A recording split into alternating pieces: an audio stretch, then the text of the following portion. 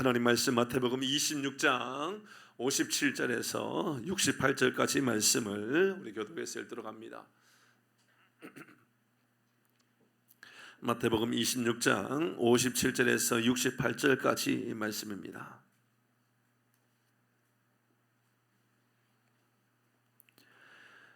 교독에서 있습니다. 예수를 잡은 자들이 그를 끌고 대제사장 가야바에게로 가니 거기 서기관과 장로들이 모여 있더라.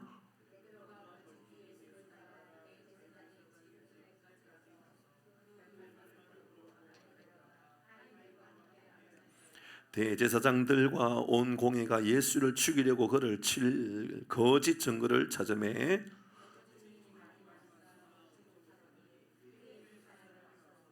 이르되 이 사람의 말이 내가 하나님의 성전을 헐고 사흘 동안에 지을 수 있다 하더라 하니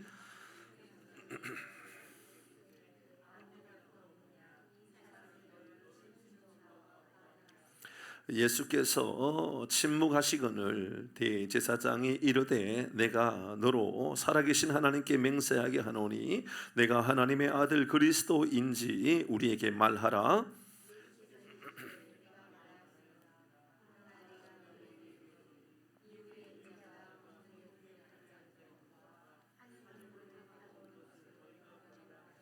이에 대제사장이 자기 옷을 찢으며 이르되 그가 신성모독하는 말을 하였으니 어찌 더 증인을 요구하리요. 보라, 너희가 지금 이 신성모독하는 말을 들었도다.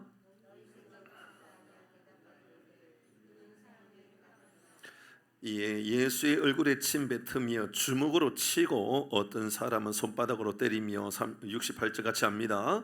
이르되 그리스도야 우리에게 선지자 노릇을 하라. 너를 친 자가 누구냐 하더라. 아멘.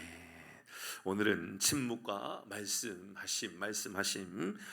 말씀하심과 조용히 침묵하심에 대하여 말씀 함께 나누도록 합니다. 오래간만에 오늘 기도하러 좀 더 많이 온 것 같아요. 이렇게 오는 게 정상적이에요 원래. 맞죠 김성수 집사님? 그동안 어디 가셨어요? 잘 오셨어요 집사님. 기도하러 오셔야죠. 중직으로 세웠다라는 것은 기도하는 것이 우리에게 합당한 것이다라고 여기는 겁니다. 하나님께서 그 일을 맡기기 위해서 우리가 하나님께서 그런 직분을 주신 것 아니겠습니까? 우리 교회가 더 건강하고 든든히 세워지고 은혜로운 교회, 정말 우리 교회가 더 건강한 교회, 능력 있는 교회로 세워지려고 한다 그러면 마땅히 기도의 불꽃이 더 불타오르는 것이고 더 뜨겁게 그렇게 기도하는 자리들이 잘 세워져야 하는 것이지요. 매주 그렇게 기도했으면 좋겠습니다. 다른 성도님들도 마찬가지입니다. 여러분 권면하셔야 됩니다.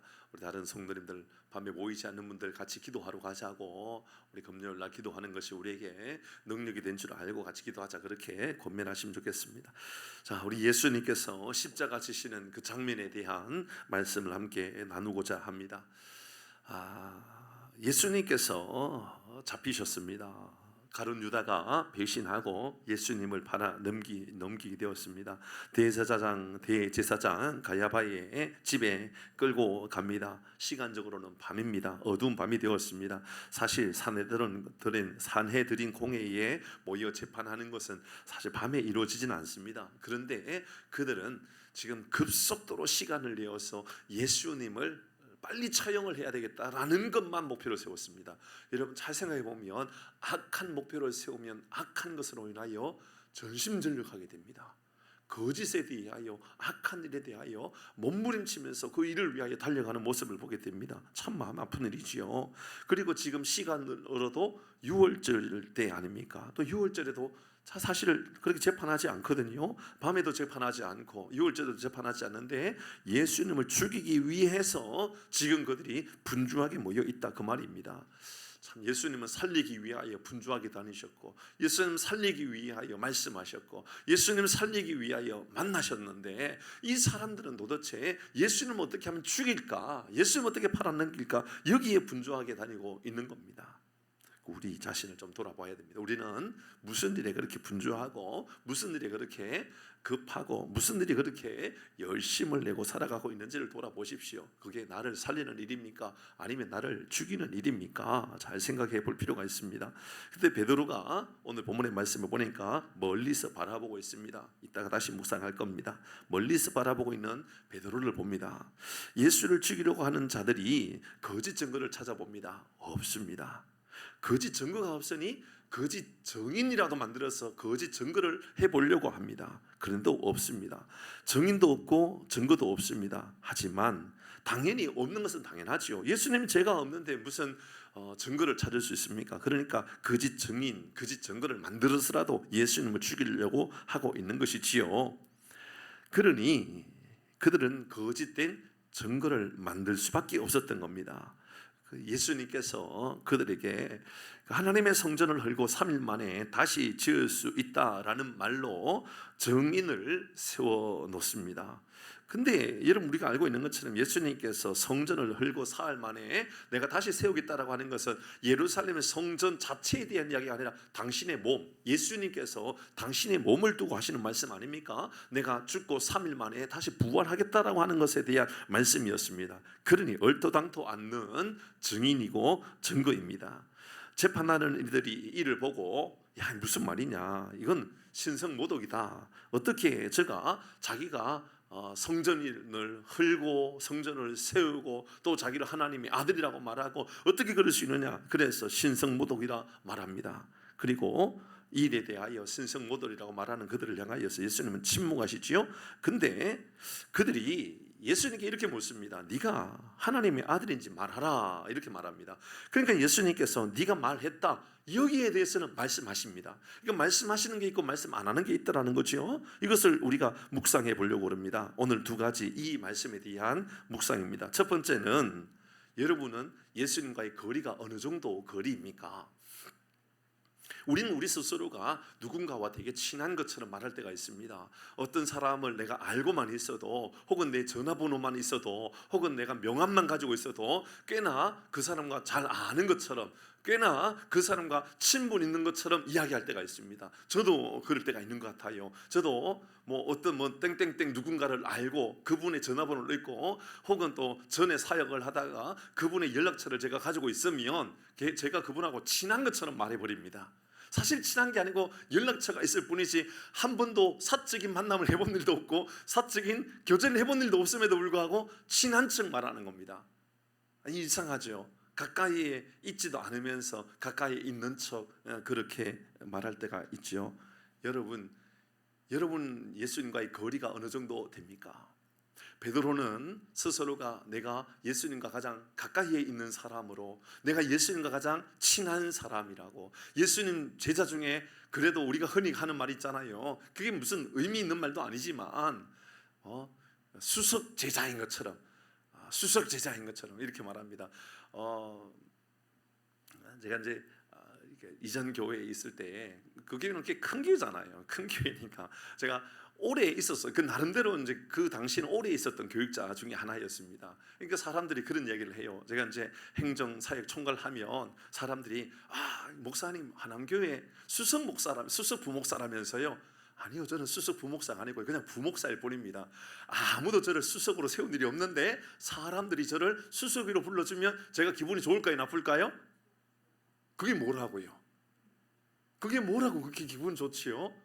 아마 앞으로 우리 장로님도 마찬가지가 아닐까요? 장로님도 우리가 교회에 장로님이 3명, 4명, 5명, 10명, 30명 되는데 장로님이 선임 장로님 되면 우리 유병현 장로님은 수석 장로님이다, 그런 말을 들으면 기분 좋을까요, 나쁠까요?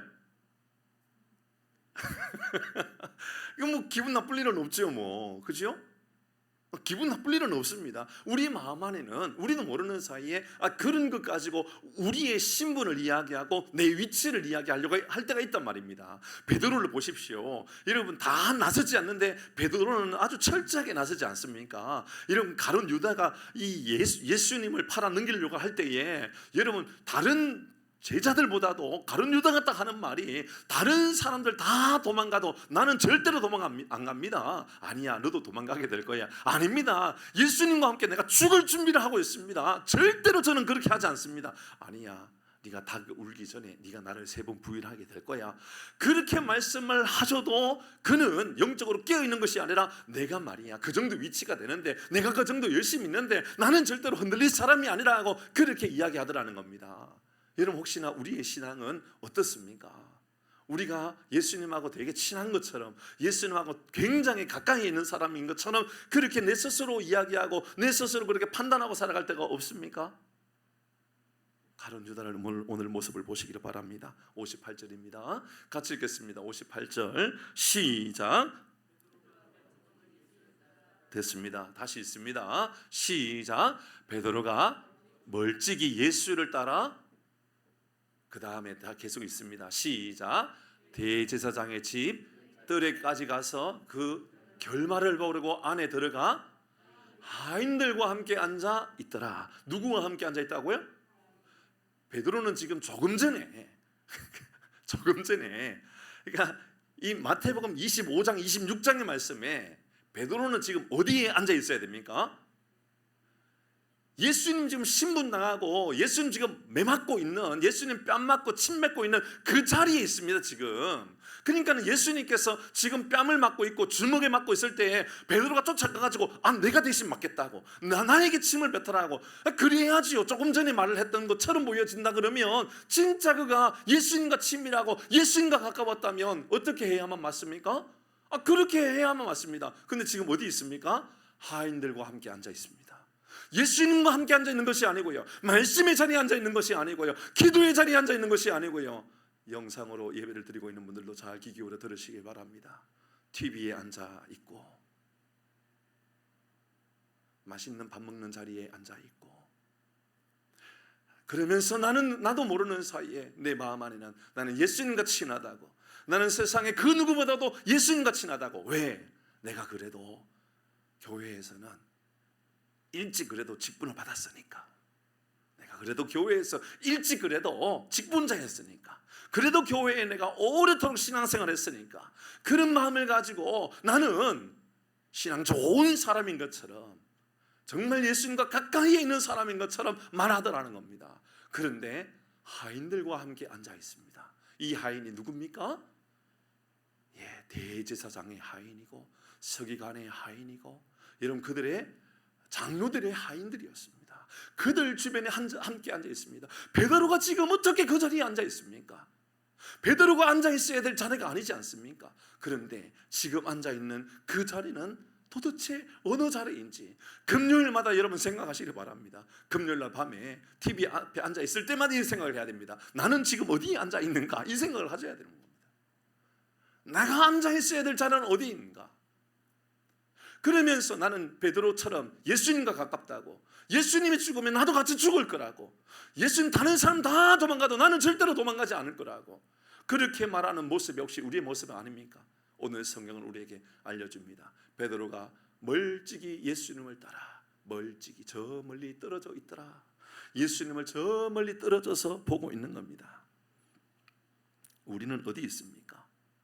우리가 앉아있는 자리는 어디입니까? 어디에 앉아있을 때 우리 마음이 편안합니까? 어디에 앉아있을 때 우리의 마음에 그래도 이 마음에 위로까지는 아니어도 익숙한 자리가 어디냐 그 말입니다. 우리의 기도의 자리가 여러분 우리의 익숙한 자리가 되어 있습니까? 말씀의 자리가 우리에게 기도의 자리가 능력의 자리로 되어 있습니까? 믿음으로 삶을 살아가겠다라고 말하면서 절대로 고난을 받을 수 없고, 고난받는 자리가 있으면 하인들과 함께 앉아 있겠다라고 그렇게 몰래 숨어서 내가 있는 자리가 내가 익숙한 자리가 아닌 어색한 그 자리에 앉아가지고 그곳이 내 자리인 것처럼 그렇게 말하면서 적당하게 믿고 적당하게 예수님을 따라가는 모습이 우리 안에 있지는 않습니까? 베드로가 그렇게 예수님을 잘 따라가겠다 그러면서 고난받는 자리 앞에서는 여러분 우리도 어쩌면 베드로와 별반 다를 것이 없는 이 모습을 보게 되진 않습니까? 예수님 우편에 있는 사람이라고, 죽어도 예수님을 부인하지 않겠다라고, 아니 예수님과 함께 죽는 준비까지 내가 다 되어 있다라고 말하면서 그가 하인들과 함께 앉아있는 자리에 있게 되는 이 모습 속에서 여러분 우리의 모습을 보시길 바랍니다. 예수님은 우리에게 동행하라고 하는데 우리는 멀리 서 있는 사람이 아니냐 그 말입니다. 우리는 예수님의 제자입니까? 아니면 예수님의 팬 정도입니까? 전에도 말씀드렸던 것처럼 팬입니까? 제자입니까? 라는 책에 그 얘기가 나옵니다. 여러분 팬은 공연할 때 구경하는 그냥 구경꾼입니다. 그 구경하기 위하여 그 자리에 모여가지고요 환호를 합니다. 춤을 추기도 하고요 너무너무 좋아합니다. 그러나 이 공연이 끝나면 자기 집으로 자기 자리로 다 돌아갑니다. 예수님과 함께하는 자리가 아니라는 겁니다. 팬이기 때문에 그렇습니다. 그러나 제자는 그렇지 않습니다. 세상으로 가는 것이 아니라 공연이 끝나면 열광하는 자리에서 끝나는 것이 아니라 이제 내 삶의 자리로 나가 여러분 부름받은 삶의 자리에서 열심을 다하는 겁니다. 여러분 부름받은 성도입니까?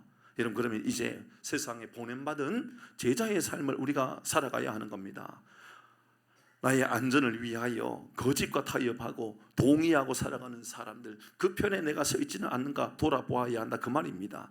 거짓 증거를 찾았다는 것은 죄가 없다는 것을 말하고 있지 않습니까? 자기들이 기득권을 포기할 수 없기 때문에 거짓이라도 타협을 하겠다라고 하는 것, 그 모습이 오늘 바로 이 예수님을 파는 사람들의 모습들입니다. 물론 우리 가운데 대부분은 타협하면서 살아가지 않으려고 몸부림칠 겁니다. 우리 가운데 대부분은 죄와 타협을 하지 않으려고 애를 쓰지 않겠습니까? 거짓과 타협하지 않으려고 애를 쓰고 살아가려고 할 것이다 그런 생각은 합니다. 그런데요 또 한편으로는 이런 생각이 들더라는 겁니다. 혹시나 우리 가운데 베드로처럼 적당히 거리를 두고 또 힘든 일이 있으면 힘든 자리에서 쉬어야 되겠고 힘든 시간이 있으면 적당히 거리를 두고 믿음으로 살아가려고 하는 모습이 혹시나 내 안에 있는 내 믿음의 모습이 아닌가라는 것이지요.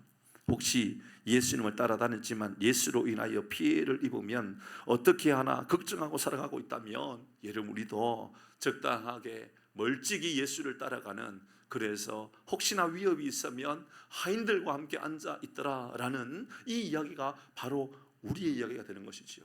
저는 이런 생각을 했습니다. 제가 말씀을 묵상하고 준비하는데 오늘 성도님들이 좀 평소보다도 더 많이 오고 평소에 인터넷으로는 예배드렸지만 이 자리에 예배드리지 않는 성도들이 오늘 좀 더 오신 것 같다라는 이제 그런 마음을 가지고 이제 묵상하고 들어오는데 이런 마음이 들었습니다. 그분들이 들어야 될 이야기구나 이런 생각이 들었습니다. 죄송하지만 우리가 들어야 될 이야기구나. 사랑하는 교회 여러분, 여러분의 앉아있는 그 자리가 복이 되는 자리에 앉아있기를 바랍니다. 기도의 자리, 말씀의 자리, 은혜의 자리에 앉아 있으려고 조금 피곤하다 그래도 그래 내가 피곤하니까 기도해야지 이런 마음을 가지고 서는 것이지요. 피곤하니까 TV 앞에 앉아 있는 것이 아니라 피곤하니까 침대에 누워 있는 것이 아니라 피곤하니까는 소파에 누워서 내가 쉬어야 되겠다라는 마음을 가지고 있는 것이 아니라 피곤하니까 기도해야 되겠다, 피곤하니까 내가 더 은혜의 자리로 서야 되겠다, 피곤하니까 더 말씀의 자리로 나가야 되겠다. 사랑하는 교회 여러분, 이것이 우리 믿음의 사람의 삶의 자세인 줄 믿습니다. 또 한 가지 이제 우리가 볼 것은 그 예수님의 침묵하는 장면과 예수님 말씀하시는 장면입니다. 예수님의 거짓 증거 앞에 여러분 침묵하십니다. 불공평하고 부당한 말들을 예수님께서 듣게 됩니다. 그런데 여러분 예수님께서 이에 대하여 억울하지만 반응하지 않아요. 억울하면 반응하는 것이 우리 인생 아닙니까? 자기 주장에 엄청 애를 쓰는 것이 우리의 모습 아닙니까? 억울하면 억울하다고 눈물을 흘리면서 호소하는 것 우리의 모습 아닙니까? 그런데 예수님은 거짓 증거, 거짓 증인들 앞에는 말하지 않아요. 자기 주장하지 않는단 말입니다. 변호하지 않고요, 항거하지 않아요. 63절 이렇게 말합니다. 같이 읽어봅니다. 63절 시작. 예수께서 됐습니다. 예수님께서 뭐 했다고요? 침묵했습니다. 뭐에 대해서 침묵한 겁니까? 예수님 변호에 대해서 침묵한 겁니다. 거짓 증거 앞에 침묵한 겁니다. 여러분 충분히 예수님께서 아니요 난 그런 말 한 일 없어. 내가 성전이 무너지고 3일 만에 다시 회복되어진다라는 것은 저희 예루살렘 성전에 대한 이야기가 아니라 내 몸에 대한 이야기요. 내 몸. 그러니 그런 말 가지고 나를 죽이러 가지 마시오 라고 예수님 충분히 항변할 수 있고, 충분히 예수님께서 그렇게 여러분 예수님께서 변호할 수 있는 겁니다. 그런데 예수님은 여기에 대하여 이런 반증도 하지 않고요, 변호도 하지 않고요, 항변하지도 않습니다. 도리어 침묵하십니다. 그리고요, 침묵하지 않는 모습이 나타나죠. 64절입니다. 예수님이 이렇게 말씀하십니다. 64절에 예수님께서 시작, 예수께서 이르시되 63절 64절 같이 읽어야 되겠네요. 63절 시작, 예수께서 침묵하시거늘 대제사장이 이르되 내가 너로 살아계신 하나님께 맹세하게 하노니 내가 하나님의 아들 그리스도인지 우리에게 말하라. 네가 하나님의 아들인지 네가 메시아인지 말하라 라고 이야기합니다. 그때 예수님께서 64절 시작, 예수께서 이르시되 됐습니다. 예수님께서 이렇게 말씀합니다. 내가 말하였다. 맞다 그 말입니다.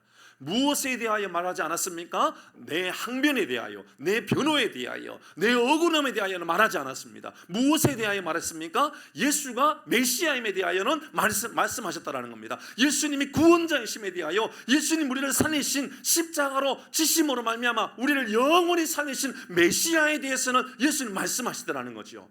여러분, 우리는 무엇에 대하여 말하고 싶고 무엇에 대하여 침묵하고 살아갑니까? 대부분의 많은 사람들이 여러분 내 변호에 대하여, 내 억울함에 대하여는 절대로 참지 못하지요.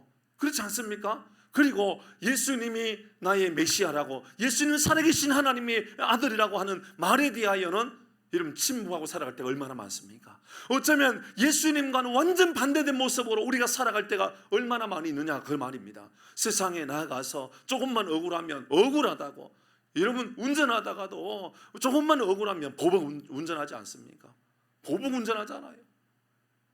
그런데 억울함에 대해서는 참지 못하는데 예수님에 대해서는 왜 침묵하고 살아가는지 모르겠다 그 말을 하고 있는 겁니다. 하나님의 살아계심에 대하여, 하나님께서 우리 하나님이 되시고 예수님이 나를 위하여 죽으셨고 사흘 만에 부활하셔서 우리의 영원한 구원자가 되셨고 우리를 영원한 하나님의 나라의 백성으로 삼아주셨다라고 하는 것에 대하여는 조용히 침묵하고 살아가는 것. 여러분, 이것을 조금 더 우리의 현실적인 이야기로 해보십시다.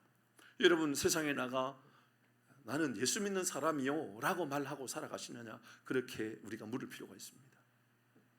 교회 안에서 예수 믿는 사람 말고요, 교회 밖에서 여전히 예수 믿는 사람이라고 당당하게 말하고 살아갑니까? 리얼 크리스찬이라고, 썬데이 크리스찬 말고요, 주일날 교회 한 번 오는 사람 말고요, 나는 정말 살아계신 하나님의 아들을 믿는 예수 믿는 사람이라고 그렇게 말하고 살아갑니까? 그것이 우리의 신분을 보장해 줄 만한 능력을 갖춘 사람으로 우리가 신뢰할 수 있느냐 그 말입니다. 정치인에 대한 이야기 거기까지 가지 말고요, 우리 이야기 해보십시다. 우리 이야기. 여러분의 직장의 동료들이 여러분이 예수 믿는 사람이라는 것을 알고 계십니까? 여러분의 형제들이 여러분이 예수 믿는다라는 것을 잘 알고 계십니까? 여러분의 친구들이 여러분 예수 믿는 사람이라는 것을 잘 알고 계십니까? 여러분의 말에서, 여러분의 행동에서, 우리의 언행에서, 우리의 생각에서 다른 사람에게 내가 예수 믿는 사람이라는 것을 말하고 살아가고 있느냐 그 말입니다. 예수님은 지금 나 자신을 변호하는 일에 대해서는 침묵하셨지만 당신이 메시아라고 하는 것은 여러분 말씀하셨습니다. 네가 말하였느니라. 그래 맞다, 네가 말했던 그 말이 맞다라고 분명하게 우리에게 알려주고 있는 것이지요. 여러분, 우리는 참 이 말씀을 묵상하고 이 말씀을 가까이 할 때에 얼마나 마음이 미워하고 얼마나 마음에 죄송함이 크게 드는지 모릅니다. 삶으로, 행동으로 예수님이 나의 예수님이고 나의 구원자라고 여러분 드러낼 수 있는 은혜가 나타나기를 바랍니다. 여러분 가족에게, 여러분 모든 형제들에게, 여러분 친구들에게 여러분 예수 믿는 사람이라는 것을 드러내십시오. 우리 가을에 전도 축제 할 터인데 여러분 초청하십시오. 우리 가을에 11월 달에 매년 하는 것처럼 우리 가을에는 블레싱 만남 축제를 가지게 될 겁니다. 가을에 전도 축제 할 때에 내가 그들에게 예수 믿자라고 내가 복음으로 초청해야 되겠다, 그런 마음을 한번 가져보시길 바랍니다. 침묵해야 될 것과 말해야 될 것에 대한 분별력을 우리가 가져야만 되는 겁니다. 여러분, 그러려고 그러면 먼저 해야 될 것이 있는데요, 억울함에 대하여 항변하고 억울함에 대하여 변호하려고 몸부림치지 마십시오. 언젠가는 드러나게 될 것입니다. 여러분이 옳다면 하나님께서 여러분 옳다라는 것을 드러내 주실 줄 믿습니다. 여러분 너무 억울해하지 마시고, 여러분 그 억울함 때문에 복음을 증거하는 일에 방해가 되지 않도록 그렇게 하십시오. 오늘 예수님은 여러분 얼마나 억울하셨을까요? 예수님은 얼마나 기분이 상하셨을까요? 제자들도 다 도망가 버리고, 예수님 믿었던 사람들 다 도망가 버렸고, 그리고 사람들이 이러면 예수님에 대하여서 거짓 증언을 하고 있었다고. 거짓 증언을 하는데 그 거짓 증언이 말도 안 되고, 그 증거를 찾을 수 없으니까 거짓 증인까지 찾아가지고 이런 거짓됨을 가지고 예수님 어떻게든지 죽여보려고 할 때 예수님은 침묵하셨다라는 것이 우리에게 얼마나 큰 감동이 되는지 모릅니다. 여러분, 침묵해야 할 것과 말해야 될 것에 대한 분별력을 우리 가지십시다. 우리 교회가 더 건강한 교회가 되려고 그러면 이런 분별력을 가지는 것 있는 것 아닐까요?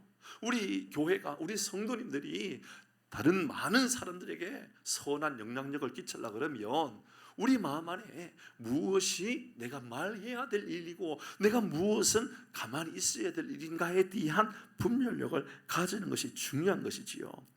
자신을 변화하기 위해서는 침묵하고 생명을 살리는 복음 앞에서는 선포하시는 예수님의 이 모습에요, 어떤 분이 이런 표현을 하더군요. 예수님의 침묵에는 세 가지 의미가 있다. 예수님의 침묵에는 세 가지 의미가 있다. 첫 번째는 왕의 침묵이다. 왕의 침묵. 예수님은 왕이시잖아요. 우주 만물의 왕 중에 왕이시잖아요. 그런데 그분이 침묵하셨습니다. 자, 당시에 왕이라고 하는 표현은 어떤 표현입니까? 그분이 재판하실 수 있고 그분이 판결을 내릴 수 있는 분입니다. 자, 예수님께서 지금 판결을 예수님이 내리실 수 있는 분인데 예수님 도리어 판결을 받고 있는 겁니다. 얼마나 억울할까요? 제사장적 침묵도 침묵이라 볼 수 있지요. 예수님 십자가 지심 앞에 하나님 관계를 이어주려고 제사장적 침묵, 어린 양의 침묵의 모습을 보여주고 있는 겁니다. 선지자적 침묵도 보여주고 있죠. 영적인 무지로 가득 차 있는 그들에게 예수님께서 무엇이 옳고 그른지에 대하여 알려주시기 위해서 침묵하고 있는 것이지요. 우리는 어떤 상황에 말을 하고 싶고 어떤 상황에 침묵하고 싶은 사람인지를 돌아보시길 바랍니다. 대부분의 많은 사람들은 정의 앞에 침묵하고 복음 앞에 침묵하고 내 자신의 변호 앞에는 목소리를 높이려고 하고 억울함 앞에는 누구도 침묵하지 않으려고 하는 것, 이게 어쩌면 우리 세상 사람들의 모습이 아닐까요? 본인이 잘못한 일이 있으면, 억울한 일이 있으면 그냥 넘어갈 수 없다. 이게 일반적인 우리의 생각들의 모습일 겁니다. 이유 없는 무덤 없는 법입니다. 자기 합리화는 누구나 가지고 있는 본능입니다. 저라도 이런 본능 앞에 약할 수밖에 없는 사람이라 저도 생각합니다. 그러나 우리의 입술이 나를 변호하기 위한 입술에서 하나님의 나라, 복음을 증거하는 일을 위한 입술로 변화되어져서 나 자신을 높이고 나 자신을 변호하고 나 자신의 억울함 앞에서는 내 입술을 제갈 먹일 줄 알고 복음을 위하여 생명을 증거하고 하나님의 나라를 위하여는 입술이 열려지고, 이러한 위대한 은혜와 능력이 우리 모두에게 임하기를 주의 이름으로 축복합니다. 두 가지 말씀드렸습니다. 여러분 제자입니까? 그러면 예수로 인하여 피하고 멀찍이 서서 구경하고 혹은 이 하인들의 무리 앞에 같이 앉아서 여러분 점점 멀어져 있는 그 모습이 혹시나 우리의 모습이한가 먼저 점검하십시오. 그리고 우리는 언제 침묵하고 언제 말하고 무엇에 대하여 말하고 있고 무엇에 대하여 침묵하고 있는 사람인가, 우리 스스로를 살펴보아서 생명을 증거하고 복음을 증거하는 일에 여러분 우리의 입술이 열려 예수님을 닮아가 살아가는 놀라운 은혜가 우리 가운데 임하기를 주의 이름으로 축복합니다. 아멘. 우리 찬양할 텐데